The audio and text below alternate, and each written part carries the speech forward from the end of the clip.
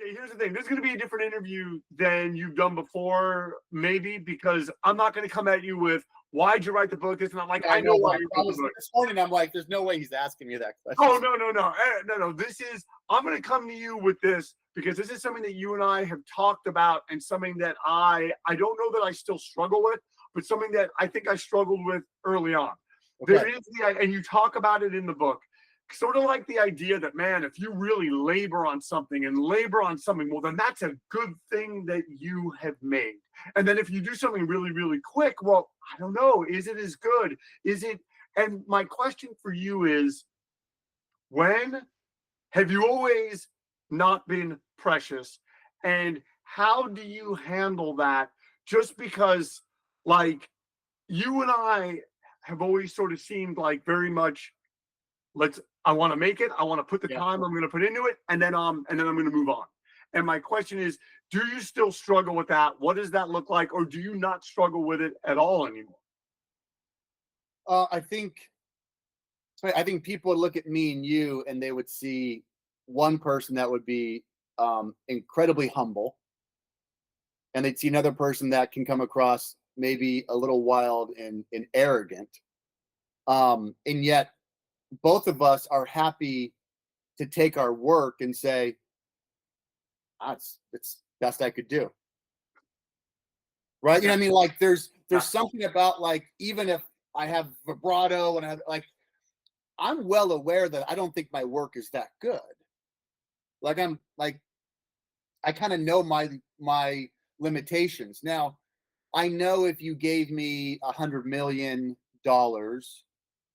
a fantastic script, great actors, and if I wanted to disregard everything in my life for 2 years and not care about my kids, my wife, I wanted to go into director mode, I'm pretty sure I could hang with anybody.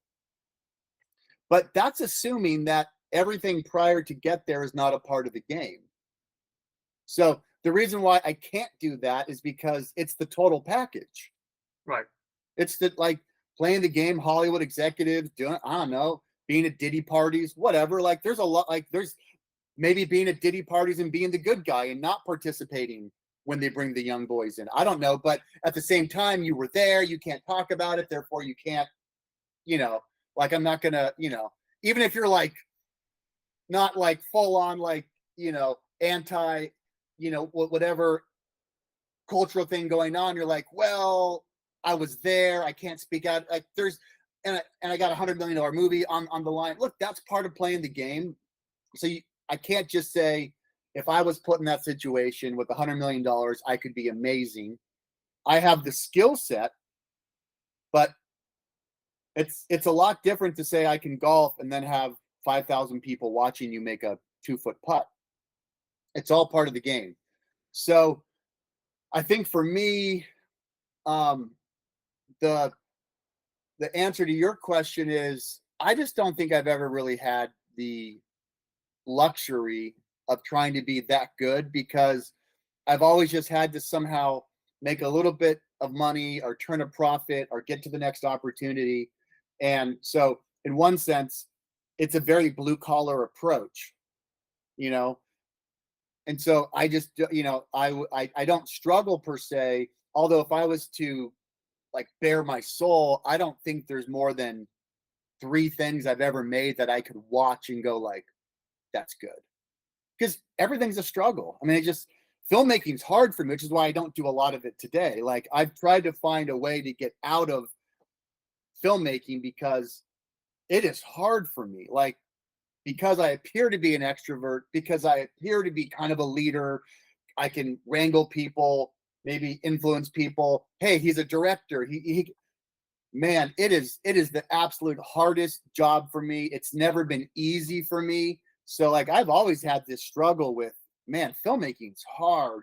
But what's easy for me, if I could have made a living convincing people that Evan Jacobs is the most creative human I've ever met and they should give you $100,000 per speaking gig, I could sell that all day and be into that and love that and be passionate about that. I believe that me stepping on the set to direct anything, I mean, it's a psychological a meltdown internally for me. So So then me, how does that yeah. work with your so then are you kind of in that role now of like I'm saying because you guys are doing a ton of stuff and Yeah. your stuff looks great, but is that stuff so you're not directing that so much as you're kind of the guy that's like I'm you're a like producer. Yeah, I think I was always a producer who couldn't find a director to work with. Me and you know what it was like in 1990.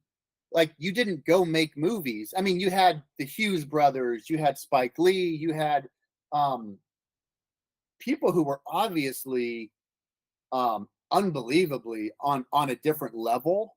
You mm, know, they were influenced by cinema, where guys like me and you were influenced by punk rock, right? You're influenced by the thing you have access to, and the thing you have access to is where you then learn every single paradigm, right? Like, if you want to learn business and your dad's, a computer programmer, you can learn everything about business through computer programming. Because I think God made the world that if you just go study one thing, you learn everything.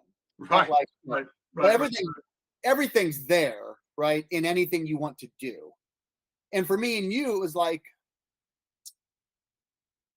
and I think in a good way, we saw our friends who weren't that talented do things. And we thought, well, I'm not that talented either. Maybe I can do things. Well, that's the very allure of punk hardcore is the idea that anyone, like theoretically, Yes. anyone can do it. Well, and it's interesting because I'm sure you saw this. They just released, someone finally put their footage together of the first ever Rage Against the Machine show in that record store. Oh, okay. Yeah, it's Zed's. Yeah. Yeah. Someone had like a 3-camera video shoot of it. Oh, wow. Okay. And they just released it. Someone's like, I finally got around and I edited this, right? So I think that, and you would know the history. So I think that was their first show ever, right? Well, I mean, I think, yeah, I mean, I think there was like shows in San Diego. There was actually a show they were supposed to play in a garage with the band. Yes. So you would know this. Yeah. So you would know the real, right? But it's within the first 5. Oh no, you're right. Like it's like Edges. top 5, 10 things. Yeah. Oh no, totally. They're standing there in Zed's. The first song, feedback starts. It's probably Killing in the Name of or something, right? And bro, you can tell even then they're going to take over the world. Like, it's just they have it, right? Now that was one of probably 500 bands across the country at that time in that scene. And the other bands didn't look like that. And Tom Morello still looked like he was like 40. Like, everyone looked like they were like from a different, like they were just ready to take. Just weird. But other than so, me and you were around people that we knew were just people, but they were okay at what they did. But then they needed other people to be better. They needed a place to record. They needed a bass player, a drummer. They need, and we saw these things. And so our paradigm was bands getting on the road to be the equivalent of Cassavetes booking his own theaters and showing his movies. So for us, that was the paradigm.